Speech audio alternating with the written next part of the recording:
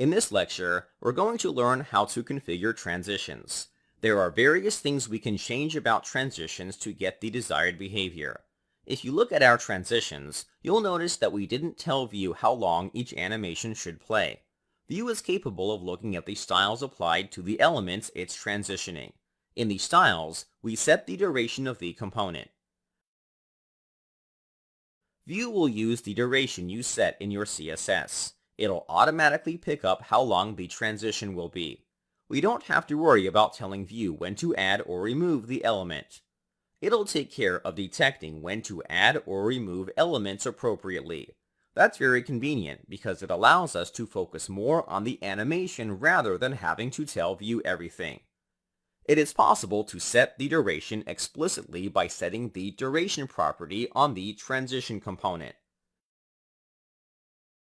The value for the duration must be in milliseconds. Vue will prioritize the duration property over the duration in the CSS if it's defined on the component. We aren't going to set a duration, so we'll remove this property on the component. We're not limited using the vIf directive. Animations can be applied to elements using the vShow directive. Inside the template, we'll change this from vIf to vShow. Hopping back on over to the page, you'll see that the animation works without a problem. You're free to use either set of directives. In the resource section of this lecture, I provide a link to the Vue documentation on Vue's animations and transitions. The transition component is very flexible.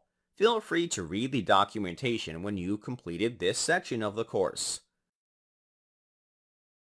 The last thing I want to show you is that we're not limited to one root element. Let's go back to the editor. Inside the app component, we're going to add another heading tag. This element will have the vElse directive applied to it. We'll need to update the first heading to use the vIf directive for this to work. This directive is considered valid because the conditionals work alongside each other. This way, you're not forced to use multiple transitions. You can keep everything inside one transition. Vue will handle the rest. However, we do need to assist Vue a bit. Vue will have a bit of trouble differentiating between two elements even though there's a conditional directive applied to them. We need to add the key attribute to both elements with a unique value. We'll set the first heading to main. The second heading will be set to secondary. We previously learned about the key attribute when working with loops. It's an attribute that helps Vue keep track of elements. Switching back to the page, we can toggle between both elements with the transition in effect. This effect is almost perfect. You may not be able to notice the problem since the animation is going pretty fast. Therefore, we're going to switch back to the app component to update the enter and leave animations to a duration of 3 seconds. Switching back on over to the browser, you'll see that after pressing the button, the second heading animates in first. Afterward, the main heading animates out. After the main heading animates out, the secondary heading snaps to the top. This animation is great if that's the kind of animation you're looking for. If not, we may want to reverse this. You may want the element currently active to animate out first, and then the second element to animate in. By default, Vue will animate the second element in and animate the first element out. You can reverse this by setting the mode. Let's go back to the editor. On the transition component, we'll apply an attribute called mode set to outIn. This property will do what we want.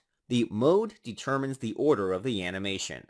By default, the value will be in-out, which means any elements that are entering the document will be animated first. It'll then proceed to animate elements that are leaving the document. By setting it to outIn, the reverse will happen.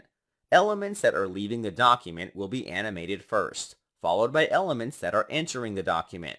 This value should give us the desired result. After refreshing the page, we should see the opposite of what was happening before. The element fades out and the other element fades in. We've made things look more consistent. That's great. This is the basics of using animations in Vue. In the next couple of lectures, we'll continue with animating in Vue with different techniques.